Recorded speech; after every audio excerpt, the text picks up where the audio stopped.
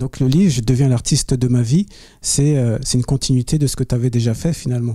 Oui, c'était une façon de donner d'une manière très simple, aussi peut-être, je pense, de rendre, parce que on ne se fait pas tout seul, même si moi j'ai fait beaucoup de choses, ça vient de moi, mais dans la vie, on a tous croisé des gens, cette fameuse dame, ou des gens qui nous ont dit des petites choses, ou qui nous ont aidés, etc.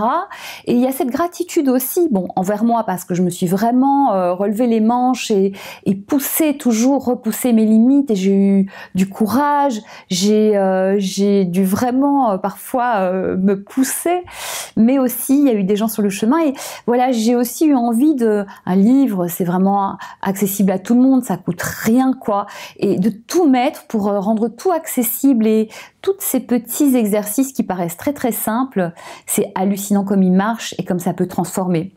C'est marrant parce que le mot exercice, il est arrivé à plusieurs, tu l'as mentionné à plusieurs fois, et ce qui m'a interpellé dans ce livre, parce que je pensais que tu allais raconter un petit peu plus finalement ce que tu es, ta vie, ton cursus. Finalement, on est directement dans le vif du sujet, bien évidemment avec des thématiques, des explications, mais on est quand même dans le vif du sujet avec ce côté pratique, et c'est là où c'est intéressant, parce que je trouve qu'il y a beaucoup de thématiques sur le développement personnel, être la meilleure version de soi-même. Sur les réseaux sociaux, il y a des phrases en vois-tu, en voilà, et finalement, on ne creuse pas davantage, on n'est pas sur le concret, quoi.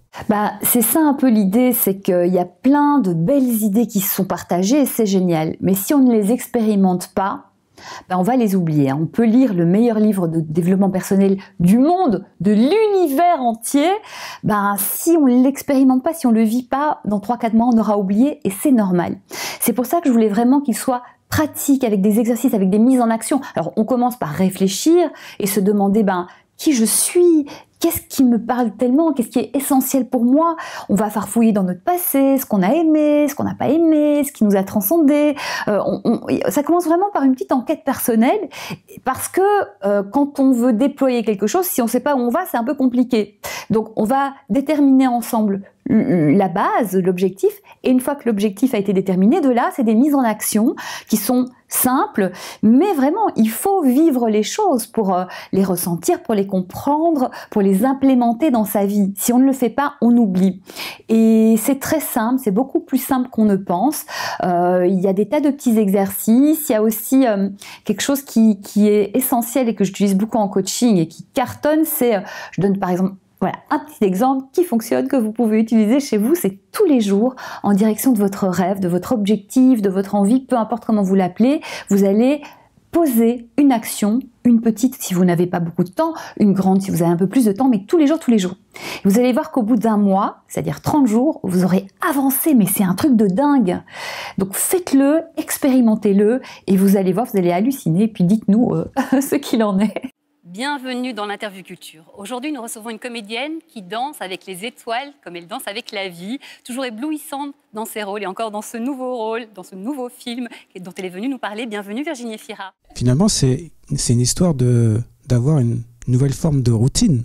C'est, je dirais, une façon de penser. Une façon de se dire tout est possible, j'y crois, et effectivement on va créer des bonnes habitudes. D'ailleurs j'ai un chapitre, c'est les bonnes habitudes pour réussir, c'est-à-dire qu'on peut aussi avoir des mauvaises habitudes, traîner pendant des heures devant la télé, devant les réseaux, etc. Mais si on passe, il y a des gens qui passent 3-4 heures par jour, et ce n'est pas un jugement, franchement chacun fait ce qu'il veut, et je le dis en long, en large et en travers, c'est notre vie, on fait ce qu'on veut de notre vie, mais il faut réfléchir à, contre ces 3-4 heures par jour de notre vie, qu'est-ce qu'on a en retour? Si c'est pas grand-chose, c'est dommage. Et donc l'idée, c'est de se dire, ok, le temps précieux de ma vie qui passe et qui ne me sera pas rendu, qu'est-ce que j'en fais?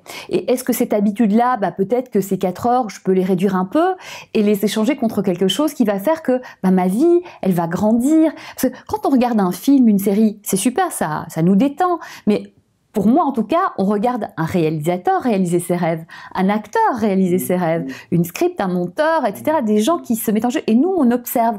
Mais est-ce que notre vie, on va la passer sur le côté du chemin, regarder les gens se mettre dans la course et nous être juste là, regarder? Ou est-ce qu'on va se mettre dans la course? Faut se poser la question. Et c'est vrai que moi, je vois que les gens qui se mettent en jeu, je les sens pétiller, je sens qu'il y a quelque chose en plus dans leur vie. Et je vais même te dire un truc, c'est que l'important n'est pas tant de réaliser son rêve que d'être sur le chemin de son rêve. Parce que finalement, après un rêve, il y a toujours un autre rêve. Et on ne vivra jamais que sur un chemin. Et si ce chemin, il est génial, on apprend plein de choses, on grandit, on ne sait pas de soi-même parce qu'on est arrivé à faire des choses qu'on n'imaginait pas. Mais si tous les jours est comme ça, avec du partage, avec des personnes qu'on aime, c'est aussi quelque chose dont je parle dans le livre, c'est de bien s'entourer. Si chaque jour est fait de ça, à la fin du compte, on aura eu une super vie, surtout. On aura eu une super vie, on aura kiffé. Et c'est le but. En tout cas, moi, c'est mon but et je trouve ça chouette. Donc, moi, j'ai noté, en tout cas, il y a plusieurs thématiques. Il y a la confiance en soi, notre regard face aux autres, l'écoute de son corps, l'intuition. Moi, j'avais une question par rapport... On revient sur les exercices. J'avais une question par rapport à ça. Est-ce que le fait d'écrire, prendre des notes, est-ce que ça a un impact sur ce qu'on veut faire? Alors, écrire, c'est commencer à rendre réel. C'est-à-dire, c'est l'ancrer dans la matière. Donc, ça permet de rendre réel, de formaliser, de formuler des choses. Écrire, ça demande aussi d'avoir réfléchi. Donc on va chercher en soi. Donc c'est très précieux. Et moi cet exercice, donc il y a un exercice d'écriture dans le livre, cet exercice je l'ai inventé suite à une année d'atelier d'écriture que j'avais suivi, où tous les 15 jours on devait rendre un texte. Et à la fin de l'année, j'ai tout relu, je sais pas pourquoi, j'ai relu. Et j'ai découvert des choses de moi que je n'imaginais pas, qui ont été assez étonnantes, des clés. Et c'est pour ça que dans ce livre, il y a un endroit où on écrit, on a ces petites pages où on écrit des choses et qu'on va relire, mais on laisse passer un peu de temps et on va relire. Et vous allez voir que c'est vraiment puissant.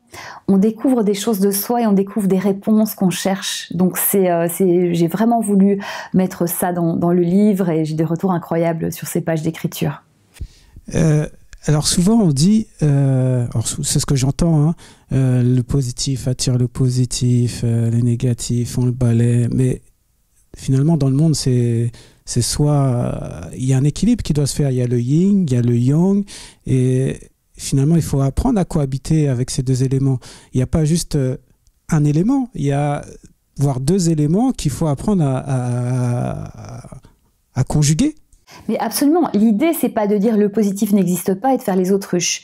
Dans la vie, comme tu le dis, il y a du noir, il y a du blanc, il y a du positif, il y a du négatif.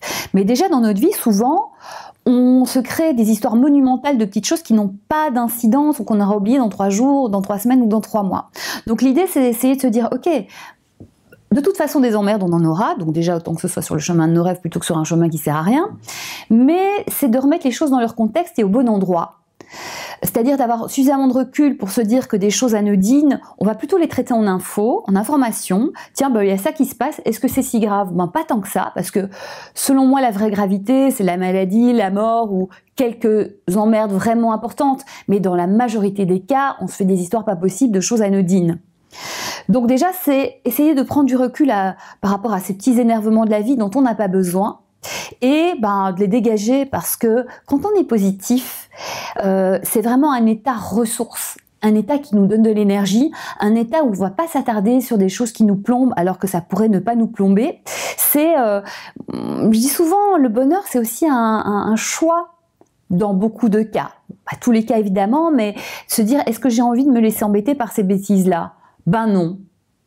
C'est aussi une configuration qu'on met en place. Les gens néfastes, on les écarte. Et s'ils sont très très proches et on ne peut pas s'en séparer, on leur met des limites. Les limites, c'est la clé numéro 6 du livre. C'est une clé très importante.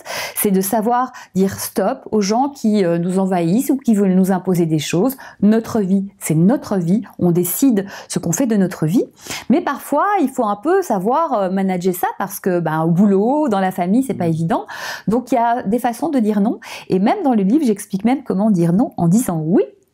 Et donc, du coup, il n'y a pas cette peur du non, du rejet. Je donne plein d'exemples, de petits trucs et astuces pour justement savoir contourner ça de façon à ne pas se laisser envahir et de garder la main sur notre vie. Et aussi, du coup, quand on a la main sur notre vie, on se sent mieux. Et donc, du coup, on est plus apte aussi à être positif. Et être positif, c'est vraiment quelque chose qui s'apprend. Moi, quand j'étais petite, c'était pas très drôle, donc je n'étais pas la plus positive du monde. Mais aussi en retirant toutes les formulations négatives et en formulant positivement, c'est-à-dire on voit le verre à moitié vide ou à moitié plein, ben voyons-le à moitié plein. Ouais. C'est plein de choses comme ça et qui changent aussi la façon, et du coup au fur et à mesure on change sa psychologie, et du coup dans la vie on voit beaucoup le positif et on s'organise avec le négatif. Tout le monde me dit mais comment tu fais pour être si positive et pourquoi tu t'énerves pas là-dessus?